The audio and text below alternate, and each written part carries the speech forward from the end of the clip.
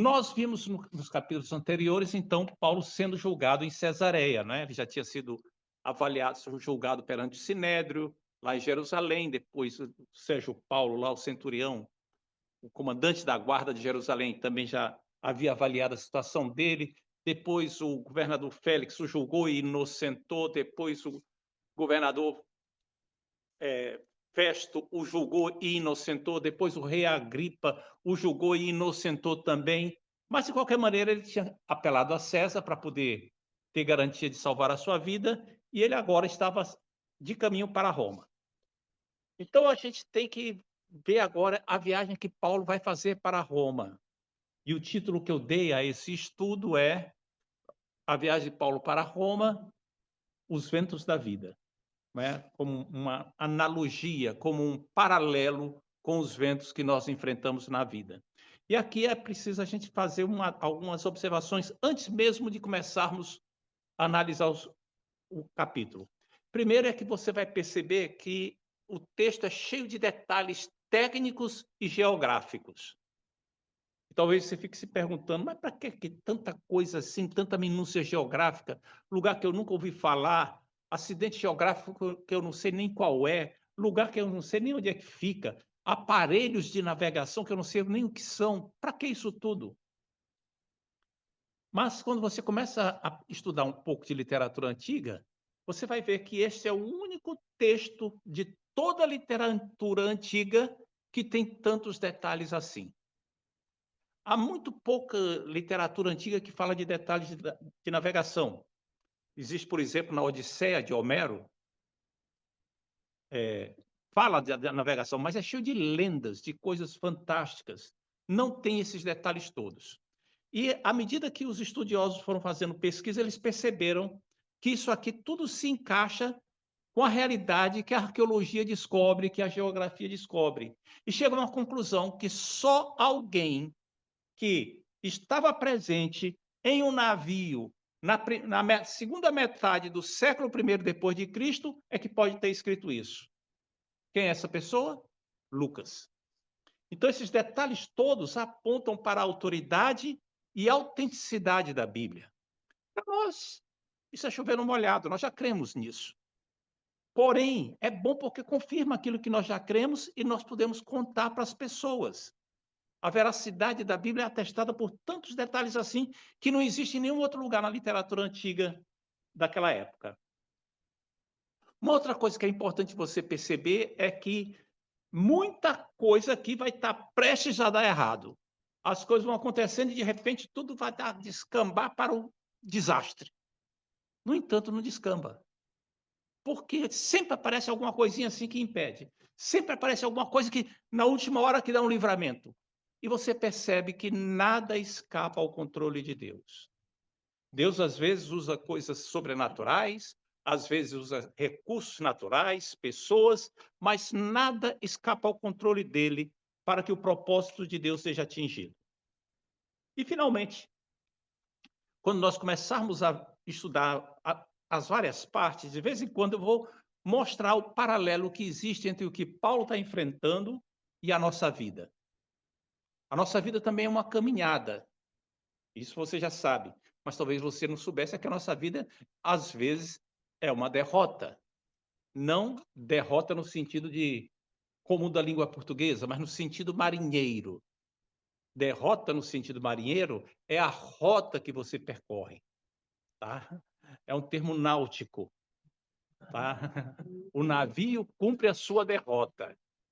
Bom, e aqui, por ter sido oficial de marinha, por ser oficial de marinha, conhecer essas coisas assim, aí eu olho isso aqui e me regozijo, é uma pegadinha, né? E me regozijo por causa das quantidade de minúcias que tem a ver com algo que eu vivi durante muitos anos. E você vai ver que tem muito a ver conosco. Então vamos começar. Versículo 1, Atos 27, versículo 1. Quando foi decidido que navegássemos para a Itália, entregaram Paulo e alguns outros presos a um centurião chamado Júlio, da coorte imperial. Então vamos entender aqui o que está sendo dito, não é? Atos 27, primeiro. Primeiro eu quero comentar porque ele fala assim, outros presos, alguns outros presos. Então, Paulo não era o único prisioneiro, mas Paulo era o único prisioneiro na situação em que Paulo estava. Alguém que foi considerado inocente e estava indo para ser julgado por César, lá em Roma. Os outros presos eram presos condenados já. E por que eles estavam indo para Roma? Não era para cumprir pena em Roma. Na antiguidade não havia cumprimento de pena em prisão. Eles estavam sendo levados para lutarem como gladiadores, para irem lutar como gladiadores para divertir as multidões em Roma. Tinham sido condenados a isso. Alguns eram condenados à morte e eram logo crucificados. Outros tinham a chance de lutar pela própria vida para divertir as pessoas. Eram esses presos que estavam sendo levados com Paulo. Para isso é que ia uma guarda reforçada. Foi um centurião, que é alguém que tem bastante poder, com uma escolta de soldados para levar esses presos para lá. O que é que aqui tem? Diz que esse centurião era da coorte chamada imperial. O que é uma coorte? Algumas traduções, como a NVI, NTLH, e falam regimento. A NVT fala batalhão. O que é uma coorte? Esse centurião era da corte. Aí aqui é bom você ter um entendimento de como é que era a organização do exército romano. O exército romano era dividido em legiões, tá? Legiões. Era o esquema básico do emprego do exército. Uma legião tinha infantaria, cavalaria, arqueiros, serviço, uma opção de coisas desse tipo assim. Tinha, em média, 6.000 homens. A legião era dividida em grupamentos menores, que eram chamados de coortes, grupamentos menores de 600 homens. Então, uma legião tinha 10 coortes. As legiões eram numeradas: primeira legião, segunda legião, terceira legião, quarta, quinta. Lá na Judéia, nessa época aqui, nesse ano que Paulo está lá, estavam estacionadas a sexta e a 10ª legiões. 2 legiões lá. Ou seja, 12.000 homens do Império Romano, 12.000 soldados, para manter as coisas em ordem lá na região. Cada legião era dividida, portanto, em coortes, de 600 homens. E cada coorte era dividida em 6 grupos de 100 homens, que eram centúrias. Um centurião era um comandante de uma centúria. O nosso herói aqui, o Júlio, herói número 2, né? Porque o herói número 3 é Paulo. O Júlio, ele era da coorte chamada imperial. Se as legiões tinham números, as coortes tinham apelidos. Lá em Atos, capítulo... Deixa eu olhar onde é que está aqui. Capítulo 10, fala da coorte italiana. Aqui está falando da coorte imperial. Elas tinham apelidos, né? Era essa a organização deles. 2, versículo 2. Embarcando no navio Adramitino, que estava de partida para a costa da Ásia, fizemos-nos ao mar, indo conosco Aristarco, macedônio de Tessalônica. O navio era Adramitino, ou seja, era da cidade de Adrimítio, que era uma cidade que ficava lá perto de Éfeso, lá perto de Troade. E eu vou representar aqui com os meus gestos como é que era a organização, né? Você está lembrado que o mar Mediterrâneo fazia uma curva assim, né? E a Judéia ficava nesse pedaço aqui. Aqui ficava a África, aqui ficava a Judéia, e aqui ficava a Grécia, a Ásia, etc., aqui em cima. E aqui ficava o mar Mediterrâneo, aqui no meio. O navio, os navios, quando iam navegar, eles não faziam itinerários diretos. Eles iam passando rente à costa, porque era muito perigoso você se aventurar para longe da costa. Numa época que não existia GPS, não existia bússola, não existia astrolábio, não existia relógio de precisão. Eles só se orientavam pelas estrelas, pelo sol. E para que serve o sol e as estrelas? Só para dizer onde é que está o norte. Agora, se você não sabe onde é que você está, de que adianta saber onde é que está o norte? Então, Eles procuravam não se afastar muito da costa. Ainda tem mais, os navios eram movidos à vela, e os ventos eram nesse sentido, daqui para cá. Então, se o navio estava aqui querendo ir para Roma, ele ia ter que enfrentar contra o vento. Então, para não enfrentar o vento contra, o que é que eles faziam? Eles iam subindo a costa aqui para pegar o vento de terra. E aí, bem-aventurados cearenses, porque o jangadeiro faz exatamente isso. Ele usa os ventos que vêm de terra para ir para pescar, no horário, às vezes no final da noite, dependendo da época, e volta no dia seguinte, quando os ventos já estão no sentido contrário. Então, você subia por aqui, e Paulo pegou o navio para fazer isso aí. Aí diz que ele ia nesse navio, fizemos ao mar, indo conosco Aristarco, macedônio de Tessalônica. Ou seja, Aristarco acompanhou Paulo, junto com Lucas. Então, tem pelo menos 3 grupos, 3 crentes aqui a bordo. Né? Paulo, Lucas e Aristarco. Esse Aristarco ele já tinha acompanhado Paulo naquela confusão que deu em Éfeso. Pegaram o homem e botaram lá para frente. Depois ele acompanhou Paulo na entrega das ofertas. Estava em Jerusalém. Aí agora ele ficou em Cesareia. E aí agora ele foi com Paulo no navio para Roma. Quando chega em Roma, que Paulo escreve as epístolas aos Colossenses, a Filemon, ele diz que Aristarco está com ele. Quem era esse Aristarco? Nós não sabemos detalhes sobre ele. Sabemos que ele era um amigo muito fiel, muito próximo. Alguém que dava um apoio espiritual para Paulo, quando Paulo queria contar com alguém. Lucas também estava lá. Teve uma época que o Aristarco teve que se afastar, ficou só Lucas. Mas Aristarco era um amigo desse tipo. É bom nós termos amigos. É bom nós termos amigos, amigos próximos. Nossa vida aqui, às vezes, é tão corrida, que nós não temos tempo para desenvolver relacionamento em profundidade. Mesmo na igreja, a gente tem tempo apenas de dar parte do Senhor, para conversar um pouquinho na hora do cafezinho e, de repente, todo mundo some. E aí só se vê no outro dia, na outra semana. Se alguém tiver feito uma viagem, só daí a 15 dias. E às vezes alguém adoece, tem um problema e fica tempo sem falar com ninguém. Nós precisamos de amigos, amigos como Aristarcos. Mas tem uma outra questão. Será que nós somos amigos com quem os outros podem contar? Amigo como Aristarco era? Nós somos desse tipo? Que Deus nos abençoe para que nós sejamos amigos assim. Muito bem. Versículo 3. No dia seguinte, chegamos a Sidom.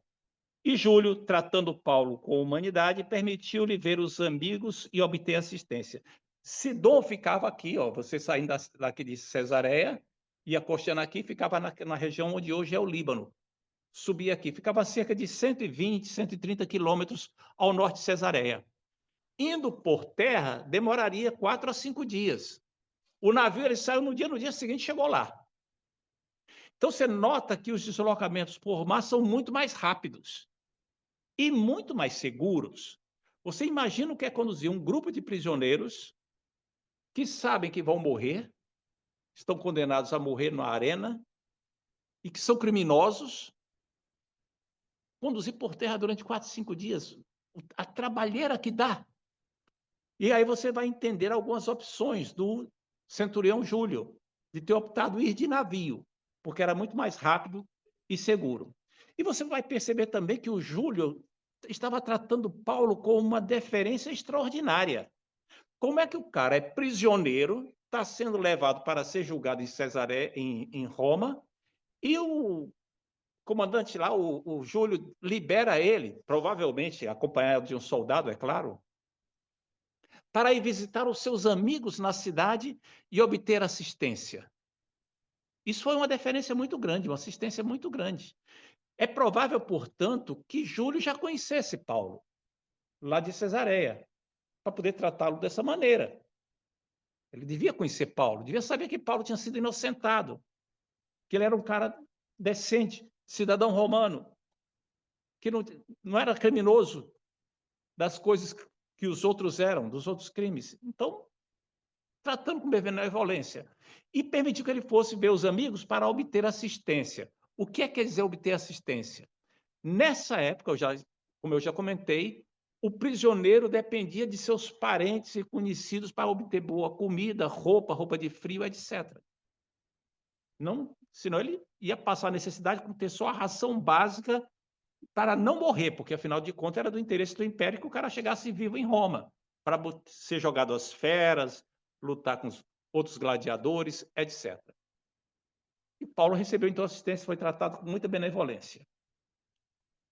Partindo dali, navegamos sob a proteção de Chipre, porém, por serem contrários os ventos, desculpe, partindo dali, navegamos sob a proteção de Chipre, por serem contrários os ventos. E aqui você nota o que é que está acontecendo. Eles estão subindo por aqui, chegaram a Sidom, e aí eles iam agora pela costa para cá. Mas para fazer essa curva aqui, ele ia enfrentar o vento que vinha daqui, tá lembrado? E aí como é que faz para navegar contra o vento? É complicado. Naquela época ainda a técnica de navegar contra o vento não era desenvolvida ainda, tão desenvolvida. Se você notar a figura, o desenho de um navio da antiguidade, você vai ver que alguns deles têm apenas velas quadradas. E outros têm na frente umas velas triangulares, na proa do navio. Aquelas velas triangulares, elas foram desenvolvidas porque se percebeu que a utilização correta delas faz com que o navio possa navegar contra o vento. O navio não navega assim, mas navega assim. Vai fazendo o zigue-zague. E aí ele pode navegar contra o vento utilizando aquelas velas. Mas nessa época não estava desenvolvido ainda. Então o que é que eles faziam? Eles iam bem rente à terra e quando havia uma ilha no caminho, eles chegavam perto dessa ilha porque a ilha tapava o vento que vinha contrário. Perceberam? Mas aqui agora a gente pode começar a perceber um paralelo com a nossa vida. De vez em quando a gente enfrenta ventos contrários na vida. As coisas estão indo bem, mas aí de repente começa a haver uns atrasos que você não tem explicação para aquilo. E aí você tem que dar uns contornos, fazer umas voltas para poder contornar a situação. Vamos continuar. E tendo atravessado o mar ao longo da Cilícia e Panfilha, chegamos a Mirra, na Lícia. Mirra era um porto muito importante, onde havia conexão de vários tipos de navios com vários destinos. Achando ali o centurião um navio de Alexandria, que estava de partida para a Itália, nele nos fez embarcar. Aqui aparece então outro navio. Agora era um navio muito maior, era um navio cargueiro, que tinha vindo de Alexandria. Esses navios cargueiros, eles serviam para transportar trigo do Egito para Roma. O Egito era o principal fornecedor de trigo para todo o Império Romano naquela época. Era plantação muito abundante de trigo. Então, para poder transportar tanto trigo, o Império Romano mandou construir navios muito grandes. O navio típico, ele tinha cerca de 55 metros de comprimento. 55 metros de comprimento é maior do que essa igreja. É um navio muito grande, com 14 metros de largura, muito largo, para poder caber muitos sacos de trigo e levar isso para lá. Desde a época de Júlio César, cerca de 100 anos antes, que o império subsidiava trigo para as pessoas, para ninguém reclamar da vida. Dava comida lá, meio que de graça, para ninguém reclamar da vida. Então tinha que ter muito trigo. E aí o navio saiu de Alexandria, que é do norte da África, e veio costeando e chegou a Mirra. E aí, quando chegou lá, o centurião contratou esse navio. Ele tinha o direito de contratar, mas o navio não ia para a Itália? Ia para a Itália, levar trigo para Roma. E aí ele contratou. Agora o navio estava sob a autoridade dele. Ele tinha o poder de fazer isso. Ele dizendo, eu vou alugar esse navio. E o proprietário não podia dizer muita coisa, porque o império queria aquele navio. O navio, então, tinha a carga e levava passageiros, levava uma opção de gente. Nessa época, não havia tantas cabines. Alguns navios até tinham algumas cabines para passageiro, uma coisa muito simples. Mas, normalmente, as pessoas dormiam no convés, onde montavam sua tendinha ali e ficavam dormindo. Sabe o que é convés? A parte de cima do navio? Muito bem. As pessoas dormiam ali mesmo e faziam as suas comidas ali, com cuidado para não tocar fogo no navio. E era um sufoco grande, mas era assim que se viajava naquela época. E aí ele continua. Feito, todo mundo embarcou. Versículo 7. Navegando vagarosamente muitos dias e tendo chegado com dificuldade de frente a Cnido, não nos sendo permitido prosseguir por causa do vento contrário, navegamos sob a proteção de Creta na altura de Salmona, costeando-a penosamente. Chegamos a um lugar chamado Bons Portos, perto do qual estava a cidade de Lazéia. Ou seja, essa viagem agora foi penosa. Ventos contrários, os ventos pioraram. Por que que esses ventos pioraram? Você vai ver mais adiante que ele diz que já era perto do dia do jejum. O dia do jejum é o dia da expiação do calendário judaico, chamado dia do perdão, o Yom Kippur, que cai no final de setembro, início de outubro. O calendário deles é lunar, varia ali, né? Final de setembro e início de outubro. O que é que acontece aqui no hemisfério norte entre o final de setembro e início de outubro? O outono. O verão acabou, está no auge do outono, se aproximando o inverno. E aí os ventos se intensificam. O vento fica mais forte nesse sentido. O mar fica mais agitado. E eles agora estavam enfrentando ventos contrários cada vez mais poderosos, cada vez mais fortes. Note que aqui navegaram vagarosamente muitos dias. Na verdade, você fazendo as contas, você chega à conclusão que foi cerca de 15 dias. Navegando 15 dias para percorrer algo que normalmente faria em 3, 4 dias. Levaram 15 dias. Chegaram com dificuldade em outro lugar lá, por causa do vento que era contrário. Isso aqui é uma imagem muito clara de coisas que acontecem na nossa vida. Nossa vida também é assim. Nós estamos navegando, as coisas estão indo bem, e de vez em quando você enfrenta ventos que são contrários. Às vezes você não sabe nem por que está acontecendo aquilo, como você não sabe por que o tempo mudou tão de repente, tão rápido, principalmente na antiguidade. Às vezes eles são previsíveis, mas você não esperava que fossem tão fortes. E isso acontece. Você tem que lutar com dificuldade para ir adiante. Isso acontece na vida familiar, muitas vezes. Dificuldades na vida familiar. Isso acontece no trabalho, acontece na vida social, acontece na igreja. De vez em quando, ventos contrários que dão desgosto, dão tristeza, mexem com você lá dentro, mexem com a estrutura e você vai adiante com dificuldade. Mas a chave aqui é não desista. Continue lutando, porque vai chegar o momento que você vai chegar a um lugar chamado Bons Portos. Bons Portos. Bons Portos não são ainda, não representa ainda o destino final. Nosso destino final é representado aqui lá por Roma. Mas aqui representa uma etapa de descanso. Um momento no qual você pode refazer as forças, pode se restaurar. O importante é continuar lutando. Dificuldades aparecem, elas são da vida. Mas aí você lembra das palavras do Senhor Jesus, do Senhor Deus. Eu estou contigo, não te deixarei nem te desampararei.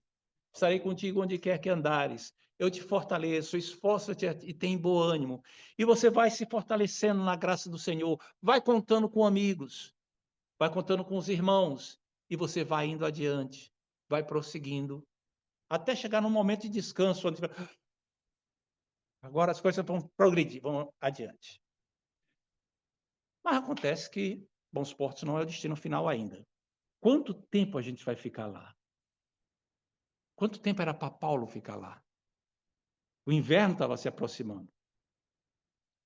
Versículo 9. Depois de muito tempo, tendo se tornado a navegação perigosa e já passado o tempo do jejum, admoestava-os Paulo. Deixa eu fazer uma pausa aqui. Eu falei que já falei do dia do jejum, não é? Que é o Yom Kippur, ou o dia do perdão, que é o dia da expiação, que é celebrado no final de setembro, início de outubro, variando, porque o calendário deles é lunar. E é o período em que o inverno vai se aproximando, e a navegação é perigosa.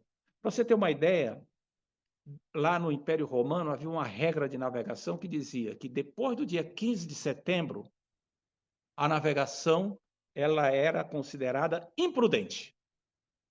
Depois de 15 de setembro. E eles já tinham passado, já estavam lá por volta do dia 30, 25 de outubro, por aí assim. Depois do dia 15 de setembro. Depois do dia 5 de novembro, era considerado suicida. Era proibido navegar. Os navios não navegavam, ficavam todos nos portos. De tão perigoso que era. E Paulo sabia que estava chegando essa data aí. Por quê? Porque eles passaram tanto tempo em bons portos que deu para celebrar o dia do jejum. Eles celebraram o dia de jejum em bons portos, assim, tendo passado depois de muito tempo. E é interessante a gente parar para ver aqui quantas referências tem no livro de Atos às festas que Paulo celebrava, as festas do judaísmo.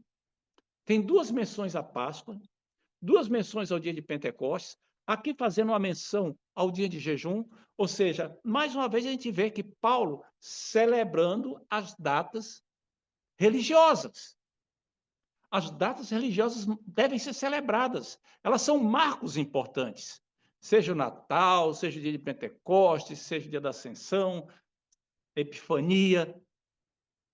A gente nós escolhe aí no calendário eclesiástico umas 3, 4 datas para nós celebrarmos, porque é isso que é a tradição cristã. Muito bem. E aí ele diz que admoestava aos Paulo, versículo 10, dizendo, o que é que Paulo dizia? Senhores, vejo que a viagem vai ser trabalhosa, com dano e muito prejuízo, não só da carga e do navio, mas também da nossa vida. O que é que deu em Paulo para Paulo, de repente, falar isso aí? Não tinha o comandante do navio lá? Não tinha os marinheiros? Paulo, de repente, vai dar pitaco na navegação? O que é que ele entende disso? Se você for ler as epístolas de Paulo, quando você chega em 2 Coríntios, capítulo 11, você vai ler lá que Paulo já tinha navegado tanto que só naufrágio ele já tinha sofrido 3. Ele já tinha sobrevivido a 3 naufrágios. E ele diz, inclusive, o seguinte, que uma noite e um dia passei na voragem do mar. Ou seja, um desses naufrágios, ele não foi socorrido logo para a terra, ele ficou flutuando lá, agarrado em alguma balsa, em algum pedaço de madeira, e foi resgatado depois de uma noite e um dia. Ele entendia de tempestades, ele também tinha experiência. E ele percebeu que, naquele caso ali, era melhor ficar em bons portos para passar o inverno do que se apressar para levar logo o navio para a Itália. O comandante do navio, naturalmente, queria chegar logo à Itália com aquela carga de trigo toda para poder receber o dinheiro que ele tinha sido contratado. O centurião também gostaria de chegar logo à Itália para entregar os presos e se ver livre daquela responsabilidade. Paulo não estava com esse problema. A preocupação dele era sobreviver. Que se os outros percebessem o que Paulo percebia, também teriam a mesma opinião. Note que não há indícios aqui de que Paulo recebeu uma revelação. Ele falava só com base na experiência, do conhecimento. Nem tudo, quando a gente decide na vida, é com base em revelação. Nós aprendemos também com a nossa experiência, às vezes com a nossa. Se você for sábio, como dizia o Bismarck, você aprende com a experiência dos outros. Se você for tolo, nem com a sua você aprende. Conhece essa frase? Os sábios aprendem com a experiência dos outros. Os normais aprendem com sua própria. E os tolos nem com sua própria experiência aprendem. Paulo ele tinha aprendido, estava tentando ajudar, mas não vai ser muito feliz. Veja o que está no versículo 11.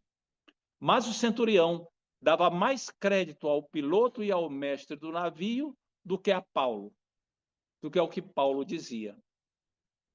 Esse piloto aqui e o mestre não é o timoneiro, o cara que está no leme, e nem o senhor, o chefe lá, o comandante do navio. É porque a equivalência de termos, se a gente for fazer a equivalência de termos para a nossa realidade, seria o centurião dava mais crédito ao que o comandante do navio dizia, ou ao capitão, né, que é o chamado de piloto aqui, e ao mestre, que é o dono, o proprietário do navio. Então, o proprietário do navio parece que estava lá agora nesse navio, e ele falava. Mas que a decisão final não era deles. A decisão final era de quem? Do centurião, que tinha regimentado o navio em nome do império. E aí o centurião escutou o que Paulo falou, escutou o que aqueles marinheiros experientes falavam e deu mais crédito a eles do que a Paulo. Você pode culpar o centurião por ter feito isso? Não. Dentro da lógica humana, dentro daquilo que é possível nós percebermos, o centurião decidiu corretamente. Que, afinal de contas, era um prisioneiro judeu. E os judeus não tinham história de serem navegadores. Mas Paulo era. Estava falando com bom senso. E aqui tem outra lição para a nossa vida. Muitas vezes nós temos a experiência, temos o conhecimento, falamos, queremos ajudar, mas não somos escutados. Somos ignorados. As pessoas preferem dar mais valor a outras opiniões. E o que é que a gente faz nessa hora? Cruza os braços e tá bom, vocês que sabem, quero ver, vou só ficar olhando aqui vocês se darem mal aí. Não. Falei? Falei? Não. Essa não é a postura cristã. Você aconselhou, você que estava falando para ajudar. Então, o seu interesse não é se sobrepor ao outro. O seu interesse é ajudar. Se não vão ajudar da sua maneira, você trabalha ajudando da maneira dos outros. Você vai colaborar mesmo assim. O importante é ajudar, não é fazer prevalecer a sua opinião, mesmo que você saiba que aquele caminho não é o melhor. Engole seco, pede graça a Deus e vamos para adiante. Vamos ajudar a torcer para as coisas darem certo. É complicado, né? É difícil. É preciso vencer o nosso próprio orgulho nessas horas. Mas é para isso que nós temos o Espírito Santo, para pegar o nosso orgulho e reduzir de tal maneira que a nossa carne não se ensoberbeça. E sim, nós possamos deixar que o Senhor Jesus Cristo nos use para abençoar a vida de outros. Amém? Muito bem. Versículo 12. Não sendo o porto próprio para invernar, a maioria deles era de opinião que partissem dali, para ver se podiam chegar a Fenícia e passar ali o inverno, visto ser um porto de Creta, o qual olhava para o nordeste e para o sudeste. Fenícia era um porto melhor. Ele ficava a cerca de 40 quilômetros só de Bons Portos. Era bem ali. Era bem ali. Dava para chegar. E o capitão lá falou, não, vamos para Fenícia, vamos. O tempo está bom, não vai virar, não, tá? Você lembra que eles percorreram 120 quilômetros em um dia? Ora, 30 quilômetros, em algumas horas chegaria lá. Então, estava tranquilo para ir. Estava tranquilo, era só arriscar. Dá para arriscar, mas vale a pena. A gente vai ganhar um lugar muito melhor para ficar. Qual o problema de Bons Portos? Por que não fica em Bons Portos? Bom, Bons Portos tinha duas questões, tá? Quando eu estive em Creta, a gente esteve em Creta uma vez e outra vez eu passei por lá, sem parar, mas passei de navio por lá. Bons Portos, eu só vi por fotografia. Ele tem uma enseada bem bonita, bem que os navios podiam entrar, mas a boca dava direto para o mar. Se o vento soprasse direto para dentro da boca da baía, ia agitar muito as coisas. Já o Porto de Fenice, não, ele tinha 2 baías que eram abrigadas dos ventos. Esse era o primeiro problema. O segundo problema é que a cidade que dava apoio ao Porto de Fenice ficava a 8 quilômetros. O porto era cercado de morros. Ficava a 8 quilômetros. Ou seja, qualquer deslocamento por terra ia ser 2 horas de caminhada, conduzindo carga e prisioneiros. Então, podendo evitar isso daí, vamos para Fenice, que lá tem muito melhores condições. Esse é que era o raciocínio que eles estavam, então, levando em consideração. Muito bem. Só que, fazendo uma pausa, sabe, existe um ditado que diz que o ótimo é inimigo do bom. Já ouviram falar disso? Muitas vezes você deixa de ficar segurando o que é bom porque fica perseguindo o ótimo. E se arrisca a perder o bom porque não está satisfeito com o bom, você quer o ótimo. Não era a hora de ir atrás disso, o inverno estava chegando. Era a hora de avaliar a situação de uma maneira mais correta. E veja aqui no que tem no versículo 13. Soprando brandamente o vento sul, e pensando eles ter alcançado o que desejavam, quer dizer, as condições de navegação, levantaram âncora e foram costeando mais de perto a ilha de Creta. Puxa vida, bem rentezinho a ilha de Creta, bem pertinho aqui, costeando bem pertinho, para evitar ventos, aproveitando o vento que estava vindo brandamente do sul. Note que o vento era assim, normalmente, né? Aqui o vento agora estava vindo do deserto, estava vendo vento vindo assim, quente, da África. Ou seja, o vento era brando, não era o vento frio do inverno que eles queriam evitar. Estava tudo indicando que ia ser ótimo. E aqui a gente tem uma lição para a nossa vida também, que muitas vezes a gente só enxerga o que a gente quer ver. Tem uma situação toda complexa e você vê algo que corresponde àquilo que lhe te interessa, que está de acordo com tua vontade, com o teu desejo, você diz, tá vendo? Isso aqui, está indicando que a gente deve ir por esse caminho. E despreza todo o resto. Despreza que tem o vento do inverno, que foi difícil chegar até ali, que o dia do jejum já passou, que o inverno vai piorar. Não, mas está vendo o vento quente.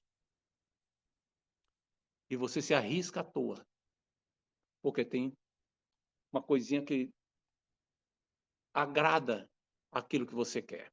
Isso acontece muitas vezes, por exemplo, quando a pessoa está procurando alguém para casar. Encontra alguém que é cheio de problemas, mas tem um topete que a pessoa gosta. Ele tem um topete tão bonitinho, ele ou ela, né?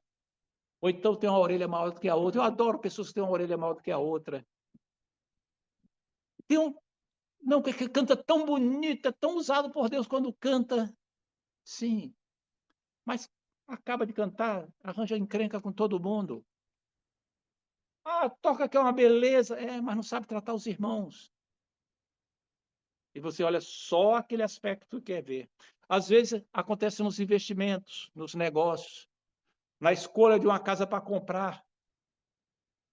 Mas essa casa tem um backyard lindo, vai dar para fazer uma pequena roça aqui, plantar umas coisas. Mas aqui é longe de tudo quanto é lugar. No inverno, quando nevar, vai tapar a rua aqui, não tem serviço de limpeza prático aqui. O encanamento de água para cá está dando problema, a cidade está com problema de água. Não, mas o backyard é lindo. E só olha para aquele aspecto ali. Né? Acontece nas atividades, nossas atividades na igreja, a pessoa fixa numa atividade, não, eu quero fazer aquilo ali, esse é o caminho que Deus colocou no meu coração. Olha, tem inclusive tem uma guitarra que fica encostada lá na parede do púlpito, ninguém toca, aquilo ali é Deus mostrando para mim que eu tenho que me dedicar à música. Só enxerga tal da guitarra encostada na parede. Não vê que já tem um monte de gente disputando para poder cantar, para poder tocar. E só enxerga aquilo que quer ver. Às vezes é na mudança da situação migratória. Etc. Todos os aspectos da nossa vida. Nós corremos o risco de ver só aquilo que a gente quer ver. De enxergar só aquilo que a gente quer enxergar. E aí toma-se uma decisão, baseada só naquele critério, esquece o resto, e aí as coisas vão ficar complicadas depois. Foi o que aconteceu com eles. Desprezaram e as coisas começaram a esquentar no versículo 14. Entretanto, tan, tan, tan, tan, não muito depois, desencadeou-se do lado da ilha um tufão de vento chamado Euroaquilão. A ilha está aqui, eles iam costeando a ilha por aqui. O vento estava por aqui, o vento brando. Desencadeou-se de repente, do outro lado da ilha, vindo do norte, um vento violento, um tufão de vento. E agora a coisa ficou séria, porque agora os ventos normais eram de nordeste, mas eles estavam vindo do norte. O que é que fica lá no norte? O polo. Eram os ventos, as correntes frias que vinham do polo agora, descendo ali pelos Apeninos, cruzando aquelas montanhas da Grécia e derrubando vento frio no Mar Mediterrâneo. Eu passei por uma situação lá no Mar Mediterrâneo uma vez e tive a pouca sorte de estar de serviço quando nós chegamos. A gente entrou no Mar Mediterrâneo, passou o Estreito de Gibraltar, chegamos na Itália e eu fui pegar serviço. Era verão, essa época do ano, quando nós chegamos lá. Na verdade, não era essa época do ano ainda. Era mais ou menos junho para julho. Um mês atrás. Caiu uma frente fria tão violenta que a gente usava japona, que é aquele casaco grosso dos marinheiros. A temperatura chegou a 4 graus centígrados. 4 graus centígrados. Em pleno verão. Por causa do vento que desceu do polo. E eles enfrentaram isso aqui agora. Só que não foi um vento qualquer. Foi um vento forte, um tufão. Tufão. O que é um tufão? Que nós conhecemos aqui como furacão. De que lado é que sopra o vento do furacão? Ele sopra de tudo quanto é lado. É rajada para cá, é rajada para cá. Quando você olha aquilo ali de longe, de 200 quilômetros de altitude, você vê aquele rodamuinho enorme, né? Aquelas nuvens. Mas para quem está em terra, é vento soprando de tudo quanto é lado. E aí não tem mais controle. Agora não é vento contrário. Agora é vento de tudo quanto é lado. Um tufão de vento muito forte, chamado Euroaquilão. Euroaquilão significa vento forte que vem do Nordeste. Versículo, tanto é que em algumas traduções fala Nordeste. Versículo 15. E sendo o navio arrastado com violência, sem poder resistir ao vento, cessamos a manobra e nos fomos deixando levar. Passando sob a proteção de uma ilhota chamada Cauda, a custo conseguimos recolher o bote. Ou seja, o tufão era tão violento, tão forte, que não tinha como controlar, não tinha o que fazer. Agora não era vento contrário, não havia o que fazer. Não havia como manobrar, ou seja, não havia como interferir na situação. Você, numa situação dessa, você simplesmente tem que se manter o melhor possível, mas sem tentar modificar a situação. Hoje ainda a gente estava comentando, quando estava voltando ao hospital, comentando um engarrafamento que está na 93, não tem como a gente mexer naquilo. Está ali, não tem como se alterar. É se manter calmo. Às vezes nós enfrentamos tufões na vida. Não ventos contrários, mas são situações que perdem a situação. As pessoas são vítimas de um sequestro, estão num avião, o avião é sequestrado. Ou então, de repente, um filho é levado preso porque foi suspeito de consumo de drogas. E aí, bate o ice na porta e fica aquele sufoco todo e você não sabe. De repente, parece que tudo vai dar errado, tudo vai dar por água abaixo. Você não tem controle de mais nada. O que é que você faz nessa hora? Você clama a Deus. Clama a Deus. Faz como o pastor Hernandes contou que aconteceu uma vez com ele, pastor Hernandes Elcio Lopes contou que ele estava cursando aqui nos Estados Unidos e fez uma viagem do Mississippi para Boston em fevereiro. em fevereiro, que é o mês mais neva. Paulistas e capixabas. E aí, uma viagem longa. E veio numa boa, tal, chegou no local, ele achou que dava para pernoitar lá, mas disse, não, mas ainda dá para rodar mais alguns quilômetros, vamos pernoitar na outra cidade. E aí eles decidiram ir pernoitar na outra cidade. Não notaram que estava todo mundo já encostando os carrinhos lá no motel, lá no hotel, lá para dormir na beirada da estrada. Não, ele decidiu vir. E quando ele chegou perto de uma ponte, ele viu uma opção de coisa de carro parado lá do outro lado da ponte. Ele disse, será que aconteceu ali? E entrou na ponte. Ora, ponte no inverno cria uma camada de gelo em cima. Mas ele não sabia disso. Não está acostumado com isso. E ele disse que o carro começou a deslizar e ele não sabia mais o que fazer. Não sabia para onde ir. Ele simplesmente se aguentou, firme o volante e começaram a clamar a Deus. E orar. E o carro sambava de um lado, sambava para o outro, sambava do outro, até que chegou do outro lado e conseguiu, continuou indo adiante, não bateu nas muretas da ponte, não parou, saiu deslizando até o final da ponte, chegou no final da ponte, bateu no para-choque de um veículo que tinha caído na valeta e parou. Ninguém se machucou, tal, a viagem foi interrompida, mas chegou no seu momento, ele aprendeu. Tem momentos que a gente não tem o controle. Você apenas se segura e clama, e clama.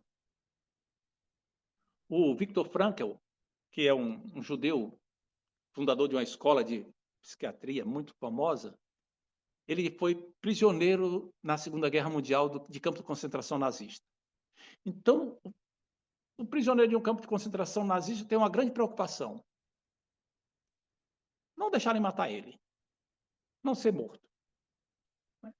Então, se arma muitas coisas, muitas artimanhas para não fazer por isso. E ele disse assim, não vou entrar nessa paranoia, não vou fazer isso. Eu vou fazer o que é meu melhor aqui, mas não vou tentar interferir no sistema. E aí ele ficou lá fazendo as obrigações dele, o que os guardas mandavam fazer, ele fazia, etc. Até que chegou a notícia que ia haver uma transferência de prisioneiros de um campo para outro, porque as tropas dos aliados estavam chegando e iam conquistar aquela região, então os alemães queriam tirar os prisioneiros lá daquele campo. Então foi uma correria de prisioneiros para poderem embarcar nos caminhões, porque eles temiam que os que ficassem lá fossem mortos. Então, foi uma correria muito grande, e aí alguém chegou e conseguiram passar a perna nele, e a pessoa embarcou lá para ser transferida. E ele disse assim, não vou esquentar, não vou tentar interferir, não vou tentar manobrar aqui. Eu vou fazer as coisas que eu tenho que fazer, mas não vou tentar interferir artificialmente. E ficou lá. Depois ele soube que os que estavam sendo levados pelos caminhões é que foram os executados. Os que sobreviveram foram os que ficaram no campo. A gente, numa situação dessa, a gente não tem noção do que vai ser no futuro. A gente não tenta interferir. Você clama a Deus, faz o seu melhor possível, repousa, se alimenta, se cuida, mas não tenta interferir na situação. Muito bem, versículo 15. Deixa eu ler aqui a oração. Ih, Jesus, já passou a hora. E sendo o navio arrastado com violência, sem poder resistir ao vento, cessamos a manobra e nos deixamos levar, passando sob a proteção da ilhota chamada cauda. A cauda, a muito custo, conseguimos recolher o bote. Cauda era uma ilhota que ficava só a 32 quilômetros de Creta. Ou seja, o vento pegou e trouxe ele para o sul. O que é que aconteceu aqui? Aqui está Creta, aqui está a ilhota. Ele saiu daqui e foi levado para cá. Mas não bateu na ilhota. Eles passaram pelo outro lado da ilhota. E quando eles passaram para pelo outro lado da ilhota, o vento que estava vindo bateu na ilhota e deixou de bater no navio. E aí eles aproveitaram e conseguiram recolher o bote. A muito custo. O que bote é esse? Os navios rebocavam um bote. Tanto para embarque e desembarque de passageiros, salvar quem caísse no mar, servir de bote, salvar vidas, os navios saiu rebocando. Mas quando tinha uma tempestade, o vento pegava naquele bote e fazia bater no navio. Então eles pegavam e ou largavam o bote para lá, ou então eles pegavam e recolhiam e tentavam colocar no barco para ser útil mais adiante. Como eles ficaram abrigados pela ilha de Cauda, eles puderam, então, a muito custo, pegar esse bote e levantar e colocar para dentro do navio. Você imagina a força que foi preciso? Muito bem. E, levantado este, usaram de todos os meios para cingir o navio. Ficaram passando cordas ao redor do navio para manter as madeiras do navio juntas, para o navio não se arrebentar todo por causa da ventania. E temendo dar-se que dessem na Sirte, arriaram os aparelhos e foram ao léu. O que é Sirte? O que quer dizer isso aqui? Sirte é como eles chamavam a região que fica no norte da África. Aqui tem o mar Mediterrâneo, eles saíram daqui, né? Foram para cá, estavam vindo para aqui. No norte da África, tem uma região ali, hoje em dia, no norte da região, que é a Tunísia e a Líbia, formada de bancos de areias, restingas, onde os navios encalham com muita facilidade. Ainda hoje, essa região é chamada de cemitério de navios, porque encalhou muito navio ali ao longo da história. Quando o vento estava soprando daqui para cá, eles não perceberam que havia o risco do navio ser levado e ser jogado para esse banco de areia. E aí eles pegaram, ficaram preocupados com aquilo. O que é que eles fizeram então? Arriaram os aparelhos e foram ao léu. Arriaram os aparelhos. Os equipamentos de navegação que tem no navio são chamados de aparelhos. Tá? Eles pegaram ali e jogaram um tipo de aparelho, não me ocorre outro nome aqui, que era para retardar, fazer com que retardasse a velocidade do navio. Por que isso? Ora, se o vento ficasse soprando daqui para cá, ia levar os navios e jogar em cima dos bancos de areia. Então, eles tinham que fazer com que o navio ficasse o mais parado possível, esperando que a tempestade passasse antes que chegasse nos bancos de areia. Ele estava a cerca de 500 quilômetros do banco de areia, mas essa distância seria percorrida em 4 dias com facilidade no meio de um tufão, porque eles não sabiam para onde o vento iria levá-los. Rapidamente iria percorrer essa distância. Então, o negócio era fazer com que o navio ficasse o mais parado possível. E não tem como você jogar uma âncora que vá bater no fundo do mar Mediterrâneo. Então, você pega e utiliza um aparelho que é para retardar o avanço. Você toma 2 providências. Uma, você pega os lemes do navio. O navio, nessa época, tinha 2 lemes atrás. E eles ficam assim, né? Vai para um lado, vai para o outro. Então, você pegava isso aqui e abria o leme assim. Que era para servir de barreira para a água, o navio não andar, prender mais ainda na água. E a segunda providência era jogar um aparelho dentro d'água, que era formado por uma tábua grande, com um peso grande numa ponta e uma boia na outra e uma corda no meio. Quando aquele negócio caía dentro d'água, a parte pesada fazia com que ficasse para baixo e a boia fazia flutuar. E aí o navio saía arrastando aquilo ali, mas arrastar aquilo ali diminuía a velocidade do navio. E aí o navio ficava mais parado. Então, eles tomaram essas providências e foi o que eles puderam fazer para não ir bater lá em Sirte e encalhar por lá. Muito bem. Vamos adiante. Açoitados severamente pela tormenta, no dia seguinte já aliviavam o navio, quer dizer, começaram a jogar coisa fora para diminuir o peso. E ao terceiro dia, nós mesmos, com as próprias mãos, lançamos ao mar a armação do navio. Agora, Paulo e Lucas e Aristarco e os prisioneiros, todo mundo está jogando coisa fora do navio. Nós mesmos. E não aparecendo, havia já alguns dias, nem sol nem estrela, caindo sobre nós grande tempestade, dissipou-se afinal toda a esperança de salvamento. Não havia bússolas naquela época. Não havia GPS, não havia astrolábio, não havia nada, nenhum instrumento de navegação que não dependesse do Sol nem da Lua. E eles precisavam de saber para onde ir. Mesmo que onde é que nós estamos, não sabiam onde estavam, nem sabiam para onde estavam indo. E aí ficaram completamente desorientados, em meio a trevas, sem ver sol nem lua. Cessou toda a esperança de salvamento. Até Lucas ficou aqui sem esperança de ser salvo. Versículo 21. Havendo todos estado muito tempo sem comer, Paulo, pondo-se em pé no meio deles, disse: Senhores, na verdade era preciso terem me atendido e não partir de Creta, para evitar esse dano e perda. Paulo não está dando uma aqui de eu não disse, eu não falei. Não é isso. Ele está invocando o que ele havia falado antes para mostrar o que vai falar em seguida, para arranjar autoridade para o que vai falar em seguida. Ele não está se vangloriando. Ele está mostrando assim, eu entendi daquilo ali e olha só o que eu vou falar agora. Muito bem. E aqui tem que eles passaram muito tempo sem comer, não é? Por quê? Primeiro, por causa do enjoo. Quando você está no navio, que o navio joga muito, você enjoa e não consegue comer nada. É uma sensação muito horrível mesmo. Além do mais, a comida era feita no convés. Com aquela tempestade, como é que ia cozinhar alguma coisa, assar alguma coisa? Versículo 22. Mas já agora vos aconselho, bom ânimo, porque nenhuma vida se perderá entre vós, mas somente o navio. Porque esta mesma noite, um anjo de Deus, de quem eu sou e a quem eu sirvo, esteve comigo. Olha os anjos aparecendo aqui para consolar.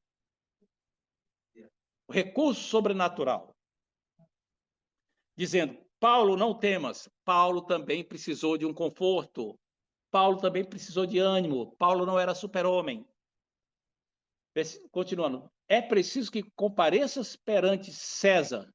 E eis que Deus, por sua graça, te deu todos quantos navegam contigo. Paulo falou agora por revelação, cheio de autoridade. Ele tinha autoridade do que tinha falado antes e agora tinha autoridade da revelação que tinha recebido. E aqui é uma coisa tremenda, a autoridade com que ele fala, não é? E a gente percebe uma coisa, um detalhe interessante. Paulo, o plano de Deus é que você vá falar em Roma. Mas Deus é tão bom que ele te deu, por sua graça, a vida de todos os que estão contigo. Note que coisa tremenda. Aquelas pessoas iam ser salvas, ser abençoadas por causa do plano de Deus para a vida de Paulo. Paulo estaria abençoando as pessoas só por elas estarem em companhia de Paulo.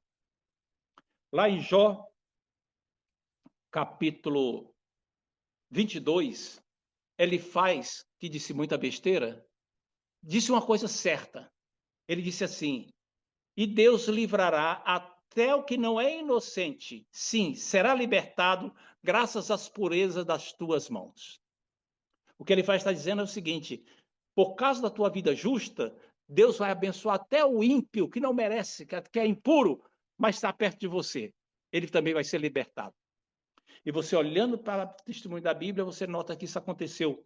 Por exemplo, na casa de Potifar.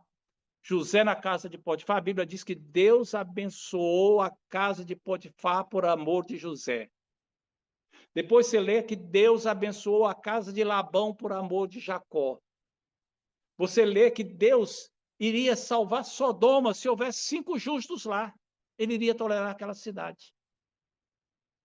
Isso aqui para nós tem uma coisa que eu vou encerrar aqui por hoje. É nós sabermos que nossa vida pode abençoar de outras pessoas. E nós podemos ser abençoados pela vida de outras pessoas. Com quem é que você anda? Você anda com pessoas que abençoem ou anda com pessoas que trazem maldição? E principalmente, você é uma pessoa que atrai a graça de Deus para a vida de outras pessoas? Que elas são abençoadas pelo fato de estar com você? Que Deus abençoe para que assim seja. Para que sejamos veículos de Deus para a bênção de outras pessoas. Amém? A partir do versículo 25, nós continuaremos na próxima semana para ver como vai acabar essas grandes emoções aqui, como dizia na sessão da tarde. Que o Senhor nos abençoe. Deus abençoe os irmãos, em nome de Jesus.